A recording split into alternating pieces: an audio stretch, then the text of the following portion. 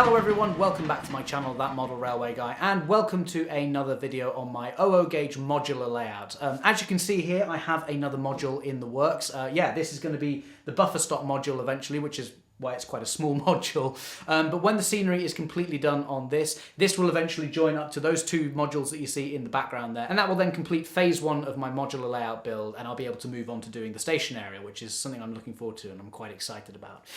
Don't worry though, you haven't missed anything with this. I have been filming all the progress that I've made on it, and there will be a video coming on this module when it's done in the future.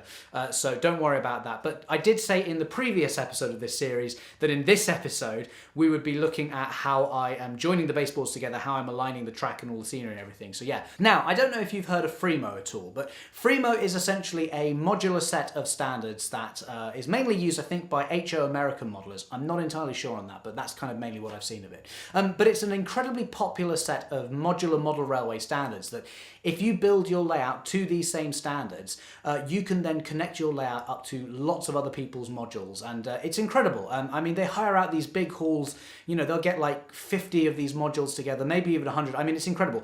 After this video, go and have a look on YouTube at Freemo meetups, and it's incredible. Like, they're not building a modular layout as such. It's more of a railway system. Like, there's main lines and branch lines sparking off of it, and it's incredible. Just go and have a look at it, and it's awesome. Now, I could have just gone down the route of building my layout to Freemo standards, but there was a couple of reasons why I didn't. And one of those was because of how the modules join together, or not necessarily how they join together, but more the sort of the scenic join, I guess.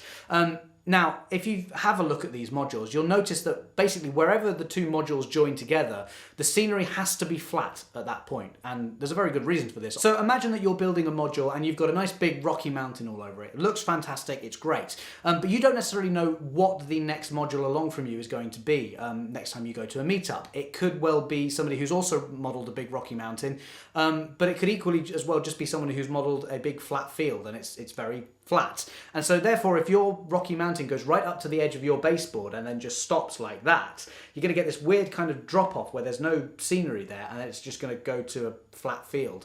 And as a result, it makes the join in the baseboard incredibly obvious, or very noticeable at least.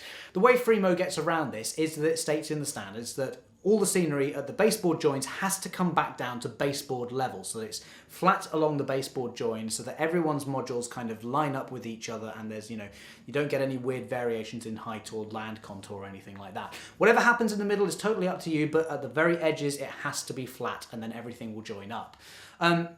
That, to me, seems okay if you're modelling sort of American railways, or railroads, I should probably say. Yeah, if you're modelling American railroads, they generally tend to sort of have flatter areas. But I'm personally modelling the British countryside, which I don't know if you've ever noticed, but generally it tends to be anything but flat. And so to combat that, I have a bit of a secret weapon, which is these. These are end plates, and essentially this goes on the end of every single module where track is going to travel from one module to another. And so most of my modules have two of these, one on each end. And originally what I was going to do was just try and cut these myself and try and get it as accurate as possible. And then I realised that actually what made a lot more sense was to just have these laser cut, so that's what I did. I designed this on the computer, and then I sent it off to a company who does custom laser cutting, and then about a week later I got a load of these in the post. And yeah, I say a load of these, I mean I've got a few of them here, and you can see that because they're laser cut, when I line them all up with each other, you can see all the holes align and all the scenery aligns as well. Which, because it's laser cut, it's incredibly accurate, a much more accurate job than I could have done doing it by hand, certainly.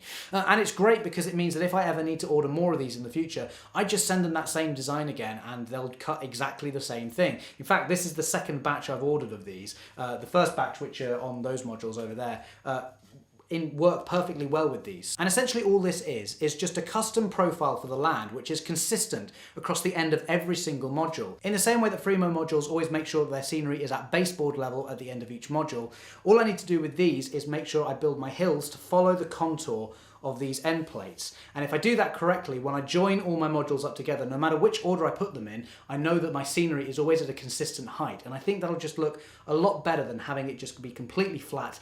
And I think it'll hide the join a bit better as well. So yeah, let's take a close-up look at these end plates. I'll show you kind of in a bit more detail what's going on with them. And then we'll get into how I put one onto this board here that you see behind me. So let's do that now.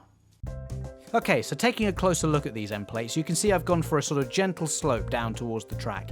It's not completely smooth, as I've given it a bit of a bump in the middle just for a bit of interest, because remember, the whole point of this is to stop the land profile looking too uniform and to make it seem more natural. Also, the end plates are symmetrical, and that's not just me being lazy and copying the hill from one side and pasting it on the other. It actually allows me to turn individual modules around so that I can set up the layout in lots of different ways. In the center, you can see that I have this odd raised section here, and that's where the track will go. Remember, the track doesn't sit directly on the baseboard, it sits on a 3mm layer of cork, so this bump just accounts for that, and it also has a shoulder on either side to accommodate for the way the ballast slopes down. You may also just be able to see there are 3 little grooves on the end plate here, and those markings are for the track. The one on the inside is for the center line, while the 2 outer ones show where each rail should be, and this is really useful for when I'm securing the track, as it means that I can get the rails in exactly the right place on every single module, and I know they'll all line up. I also have 2 more grooves cut into the side of the end plates too, and these just show me where the level of the plywood top of my baseboard is. They aren't essential, but it's just nice to have when fixing the end plate in place to make sure it's definitely in the right position. Finally, we have 4 holes along the bottom of the end plate, and it's a little bit difficult to see, but they are actually 2 different sizes. Now, the 2 outer ones are for my alignment dowels, which are incredibly important, and don't worry, I'll be talking more about those in a minute. And these holes are 10mm in diameter. The inside holes are for the bolts that hold the 2 modules together, and I'm using M6 bolts on my layout, so I've made these holes 8mm wide, just so there's a little bit of wiggle room. So now let's take a look at how I attach this module so that it can be connected up to another baseboard. First, I make sure it's in the right position. I like to use some clamps to hold it in place, and then it's just a case of nailing in some tacks to hold it in the right position. Obviously, I want this to be as accurate as possible, but the beauty of using end plates is that it doesn't matter if you're off by a millimeter or 2, as everything aligns to the end plate, not the baseboard. Next, it's time to drill some holes for the bolts and the alignment dowels. The bolt holes are nice and easy, as I can just drill straight through the baseboard frame using the end plate holes as a guide to drill through. Now it's time for the alignment dowels, and these just make sure my modules align perfectly every time instead of just using bolts, which would have some side-to-side play in them. It may only be a few millimeters here and there, but that could be quite a big problem for an 00 gauge loco. Obviously, one looks like a bullet and the other is a socket, and that bullet fits perfectly into it with a very fine tolerance. Drilling the holes for these is a little bit more tricky, as they need to be a certain depth. As you can see, I'm using a bit of tape on the drill here, so I know how deep to go. Once the holes have been drilled correctly, I just need to put the dowels into place, and as I've got the diameter and the depth right, they should be a nice snug fit, although a few taps with the hammer does help to get it to sit nice and flush. So on the left side we have a socket, and on the right the bullet, which matches all my other modules. So now it's time to do a quick test fit to make sure it's all working as expected. As you can see, the dowels align the module perfectly, and then I would just use some bolts through the holes underneath to hold the 2 modules together. As expected, the end plate matches up really well, and as I run my finger along it, you can see that the end plate profile matches the scenery on my existing module. Now that we know the modules connect properly, I need to think about aligning the track, and to do this I'm using brass screws, which is a popular technique that helps align the rails, but also holds the tracks at the baseboard ends so they won't be too fragile. Firstly, I have to remove a few sleepers from the end of the track, and the easiest way to do this is to simply turn it over and cut them off from underneath using a craft knife. So with my 2 brass screws at the ready, I can put my track back into position, and I make sure that the rails are aligned to the guides on the end plate here, and then I use a pencil to mark where I'm going to put a screw to go under each rail. Next, I like to drill a pilot hole for each screw, as it just makes it a little bit easier to get in, and then once that's done, I can put the screw in and start tightening it. Now, I don't want to go right down to baseboard level here, as it should be at a height so that the rail can rest directly on the screw. When they're roughly in the right position, I put the track back on so I can make any fine adjustments, and as you can see here, the screw on the right hand side was just a little bit too high, so I'll just tighten that up to get it exactly right. With the screws in the correct position and at the right height, it's now time to add a little bit of solder onto the top of each screw.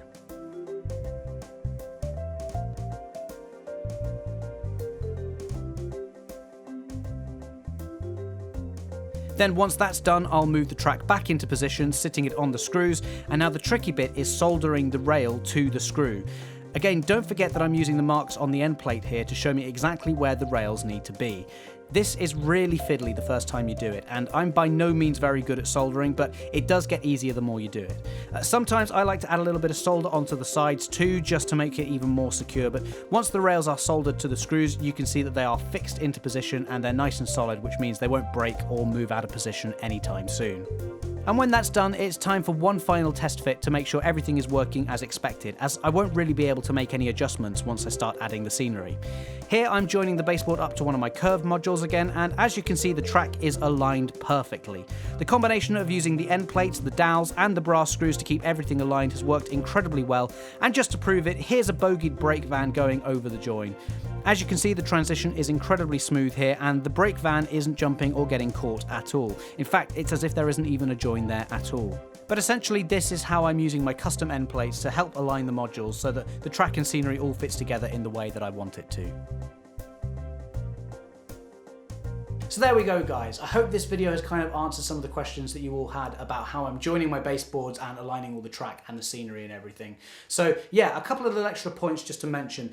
This is the main sort of end plate that I'm using across 99% of my boards, but there are a few variations. For example, the fiddle yard obviously doesn't have any scenery in it, so I just have completely flat ones for the fiddle yard, but the holes are still in the same place so that the alignment dowels and the bolts still join up with everything. I then also have this sort of weird looking version as well, which is for my station area. Now, because I want quite long platforms, they're going to have to span over the length of 2 modules. And so as a result, the platforms will have a sort of a baseboard joint in the middle of them, which isn't ideal, but hopefully it'll work with this. And so that's why I've got a sort of a different end plate with these kind of platform sort of cutouts that you can kind of see.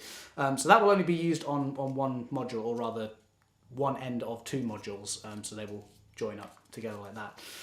But yeah, for the most part though, we're using these. I think the other thing to quickly mention as well is that I am by no means the first person to do this. I mean, while this is my own design, since having these made, I have come across other modular style layouts where they use very similar kind of ideas and techniques. And so, yeah, definitely not the first person to do this.